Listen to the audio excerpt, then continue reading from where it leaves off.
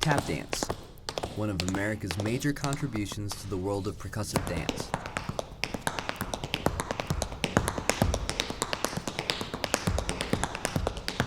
Born out of the melding of African and European dance traditions.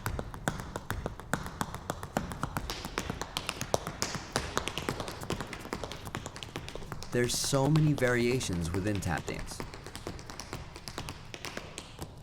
As many approaches as there have been tap dancers. And there have been a lot.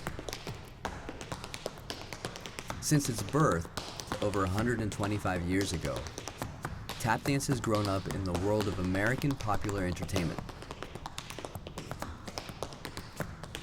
From minstrel shows and vaudeville, to nightclubs, musical theater, and movie musicals, tap dance has held a featured role.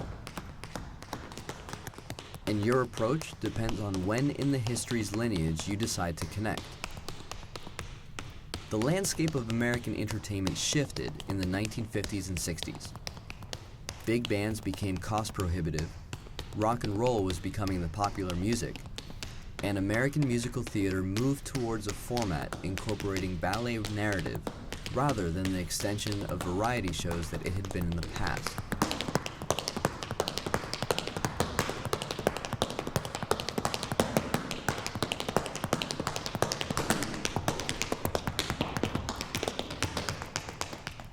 All these factors pushed tap dance to the fringes of the entertainment world.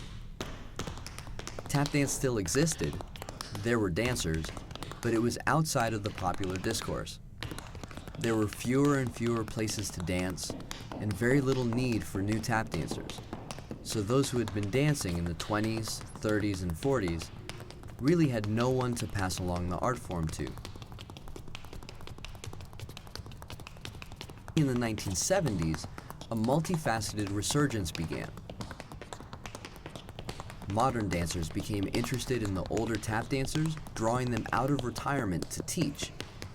Grassroots organized tap festivals began to spring up, featuring the older tap dancers teaching the technique and the history of the craft.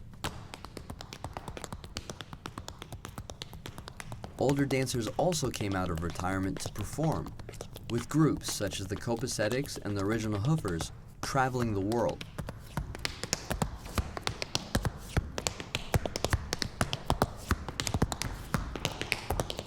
Even Broadway regained interest in the form, with Gregory Hines becoming a public figure for tap dance on the stage and in feature films.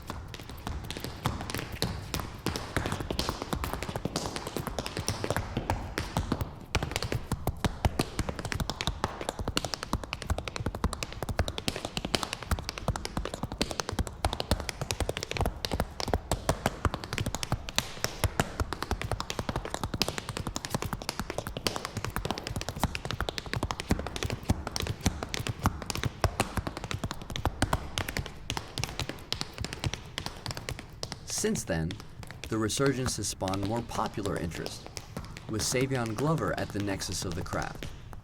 Considered the quintessential tap dancer, Glover presents the form as a pure musician.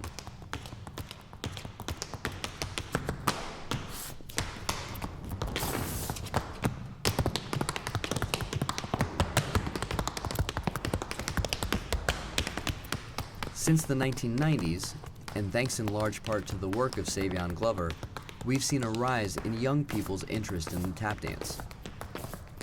I'm part of that generation. Today, as we begin to rediscover the craft, we continue to look back and take examples of what tap dance was from past generations, at the same time discovering our own unique approaches.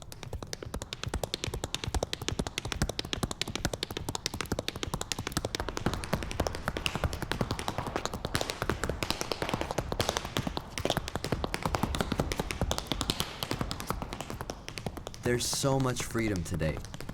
We can take what exists and apply past examples within our own unique context, today's perspective on tap dance.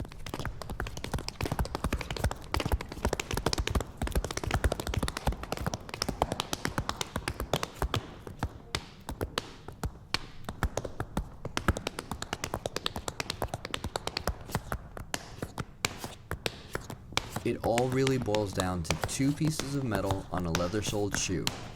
The wood to dance on, an audience to watch and listen, and something to say. It's the balancing of these elements that is a tap dancer's craft work.